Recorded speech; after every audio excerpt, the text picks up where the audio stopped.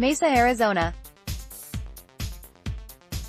Cubs star Kris Bryant, the team's union rep, doesn't know if the odd free agent market he's watching is a result of collusion, but it seems like there's something going on, he said Monday.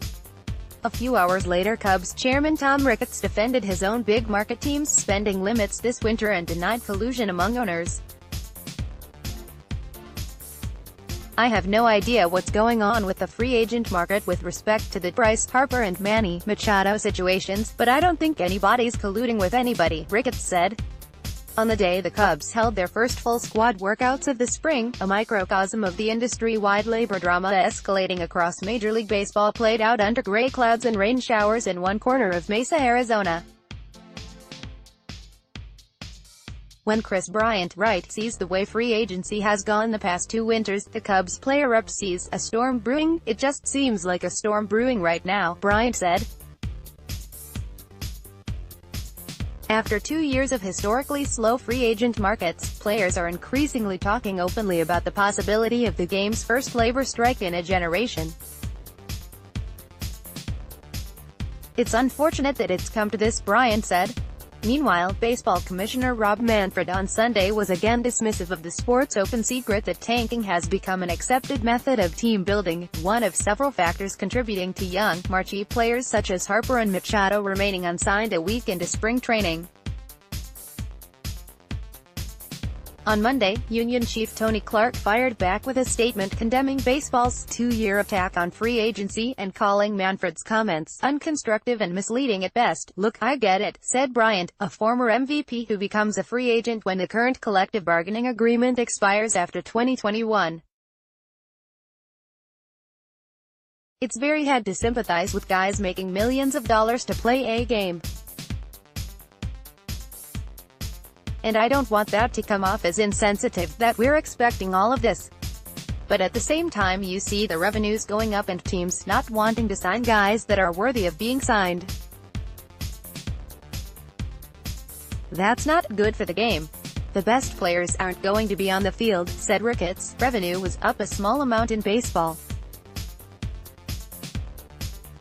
"It's not like it's changed dramatically over the last few years. I really can't speak to how other teams spend or don't spend their money," he added. "What I know is we stay up with the top spenders in the game, and that's all we can do." For the Cubs, Bryant's pal Harper not only is an ideal fit for what ailed the lineup at times last year but also brings the national profile and relationship with Bryant to provide a strong marketing fit on the eve of the Cubs broadcast network launch. The baseball department has strong interest, according to multiple sources. So why didn't the big revenue Cubs allocate the money to pursue Harper? That's a pretty easy question to answer. "We don't have any more," said Ricketts, whose club takes a franchise record payroll into this season. "Unfortunately, you can't have a high-profile free agent every single year," he said. "What about the marketing value of a player such as Harper in the context of a new TV deal? The fact is that we don't think of it that way," Ricketts said. "We think we have a very, very good team. We think we'll win our division. I don't think that'll be our issue.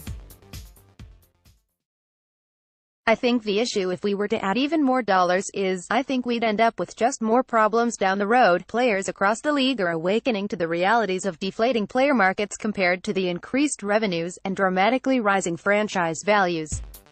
"You look at just what the Rickettses have done around Wrigley Field," Bryant said. "They could sell the Cubs right now for a lot of money. They know they can.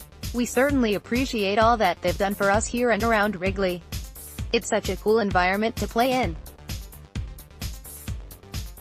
But at the same time, the industry's squeeze on players has just got to change." Bryant heard Cards pitcher Adam Wainwright's recent prediction that without change a strike is 100% certain and seems to agree. "I feel like the last CBA we kind of got it stuck to us," Bryant said.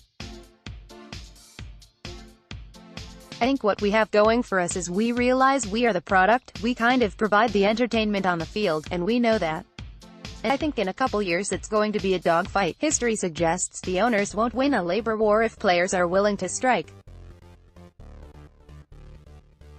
And the Cubs figure to be among the teams with the most to lose in a strike.